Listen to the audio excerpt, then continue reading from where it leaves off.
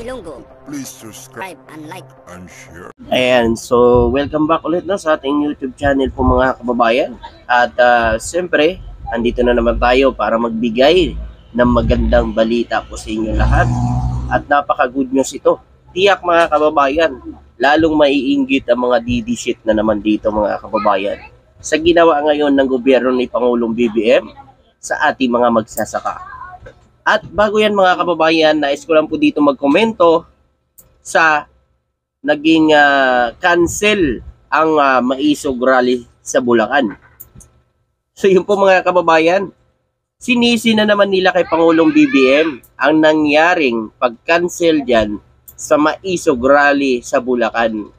Ngayon, sinisisi nila si Pangulong BBM na siya daw ang may kay pakana para ipa-cancel ang Maisog Rally sa Bulacan.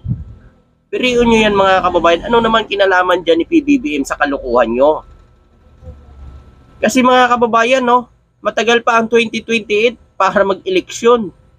Atat na ba kayo para maupo ang gusto nyong maiupo? Atat na ba? Antayin natin ang 2028 mga kababayan. PBBM pa ang presidente. Mag-gather kayo ng mga tao dyan sa may Bulacan. Tingnan nyo, grabe ang init po ngayon mga kababayan. Hindi nyo ba naisip yan? Grabe ang init ngayon. Eskwelahan nga suspended ang klase. So magrarally pa sa Bulacan. Ano kayang mangyayari doon mga kababayan? Sa sobrang init, hindi ba naisip ng ating mga kababayan yan, yung nagpatupad ng rally na yan? Para ano? Sisigaw na naman ninyo, paninira, puro kasiraan sa administrasyon.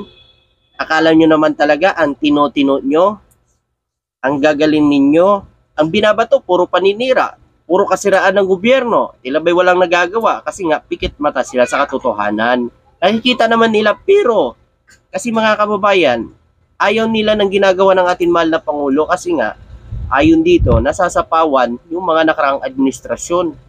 So talo pa nila yung mga dilawan utak dilawan yan mga ganyan. So kinuha na nila yung style ng mga dilawan mga kababayan. Tulad niyan, sinasabi ng meron akong napanood na isang vlogger na pumunta doon sa event. Siyempre mga kababayan, galit na galit. Siyempre, gabi pa lang nandun na, nag-aabang. Kaya ba naman mga kababayan? Gabi pa lang nag-aabang na. Tapos kinabukasan, hinarang, cancel ang kanilang Isog Rally na yan. O Nausog Rally. So yun, galit na galit. Sinasabi, wala na bang karapatan? Wala na ba tayong karapatan magsalita sa gobyernong ito? Kita nyo mga kababayan, dinaman nyo pa na naman ang gobyerno sa kalukuhan nyo. Siyempre mga kababayan, iniisip lang din ng pamahalaan dyan sa may Bulacan ang kalagayan ng mga tao sa sobrang init ngayon. Tsaka, isa na naman yung strategy nyo Ang rally-rally nyo na yan, sasabihin nyo, kinancel. Kasi nga mga kababayan, isa yung strategy nila na kapag kinancel nila, ngayon, ang sisihin ng mga tao, ang kakalabasan dyan, yung tingin ng mga tao, kapakanan ni Pangulong BBM yan. Kagagawa ni Pangulong BBM yan. Siya ang nagpa-cancel dyan. Diba? Ganon niya ang kinalabasan. Ganyan palagi ang caption ng mga DD-shit. Ganyan lagi ang sinasabi. Diba? Sa ano nyo po mga kababayan, bakit po yan kinancel? Dahil sa matinding init din ngayon. Siyempre mga kababayan, isipin nyo rin napakapakanan ng mga kababayan natin na pumupunta dyan. Sa sobrang init ngayon, mga nasa bahay ka nga lang, halos ma-high blood ka sa sobrang init O mga kabataan ngayon, cancel ang klase kasi nga sobrang init. Mga bata pa yan. Paano pa kaya diyan mismo nakabilad ka sa init diyan sa may Maisog Rally na yan? Sin lang po mga kababayan sana antayin na lang natin ang 2028. Kung gusto talaga ng taong bayan, ang gusto nyo maupo, hindi go, wala namang problema Pero ngayon ng administrasyon, dapat sinusuportahan ng taong bayan. Kasi hindi lang naman si PBM napapahiya dito, pati buong Pilipinas kasi sa kagagawan din nating mga Pilipino. Alam niyo bakit? Dapat ay nagkaisa, nagtutulungan, nagsisiraan na lang ngayon. Alam niyo po mga kababayan sa akin lang nakikita dito sa Maisog Rally na to. Eto mga kababayan, sa lahat ho ng makapapanood nito, alam niyo, yung mga ganyang tao na ipinipilit na may gusto na silang iupo, na gusto ng palitan ng ating mahal na Pangulo, naku mga kababayan, may magandang balak yan sa ating gobyerno. May magandang binabalak yan. Kaya tayo mga Pilipino na talagang sumusuporta sa gobyerno, mag-isip-isip po tayo bago sumali sa mga ganyan. Hindi ko sinisiraan yung Maisog Rally na yan, pero dapat antayin natin ang 2028 kung gusto talaga nila mag-rally sila araw-araw sa 2028 sa eleksyon. Doon nila ibuhos lahat kung gusto nila. Pero ngayon mga kababayan, tulad ngayon, sa sobrang init ngayon mga kababayan, hindi mo maiwasan talaga dyan na merong mahimatay. Ngayon, sinong sisisihin ng taong bayan? Ang gobyerno na naman, sasabihin, bakit pinayagan ng gobyerno na mag-rally ang mga yan? Alam naman nila na sobrang init ngayon. Diba? Walang papuntahan ng gobyerno sa ating mga Pilipino. Iniisip lang ng gobyerno, kung kinancel man yan ng gobyerno o pinakancel man yan dahil sa sobrang init. O, hindi natin alam. Baka isa din itong strategy nila para isisi na naman kay Pangulong BBM. Gano'n naman yan eh. Ano kasi napakatalino kasi ng mga DD-shit. Napakatalino pagdating sa mga ganyan. Pagdating sa mga paninira. Ayan. Tapos pag nag-rally sila doon, wala naman ibang lumalabas sa kanilang bunganga kundi kasiraan ng Pangulo. Ayan. So ito po ang good news po mga kababayan na nais kong ibalita sa inyo. Ito, iiyak sila rito. Ang mga magsasaka at mga mangingisda ay nakakuha ng 40.7 million halaga ng agri-inputs equipment. Ara na, yan ang mga kababayan For 40.7 million ang ipinamahagi ng gobyerno ni Pangulong Ferdinand Marcos Jr. sa lahat ng magsasaka at mga mangingisda sa Ilocos. Di ba yan maganda mga kababayan? Yan talaga ang tunay na mga pagmamahal sa bayan. Di ba? Ang tinutulungan mga Pilipino. Yan. Ayun dito. Nasa kabuuan o mano na 40.7 million halaga ng agriculture inputs at equipment na na-turn over ng Department of Agriculture at ang pamahalaan na panlaliwigan ng Ilocos Norte sa mga lokal na magsasaka at mga mangingisda.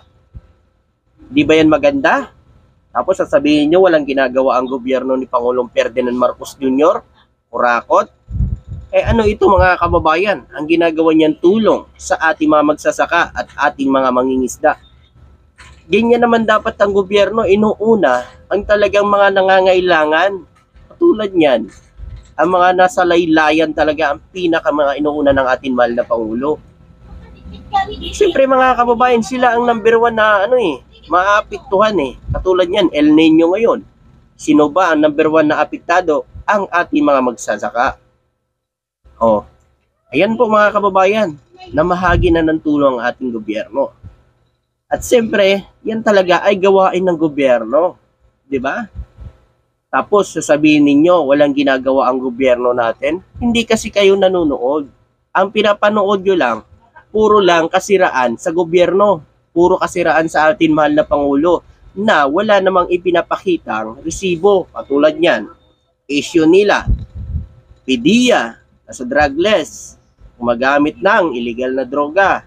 Tapos, meron na naman 16 billion US dollar na sa Amerika. Kaya nagpapakatuta sa Amerika para makuha ito. Tingnan nyo mga kababayan, ang tatalino ng mga DD-shit, diba? Grabe.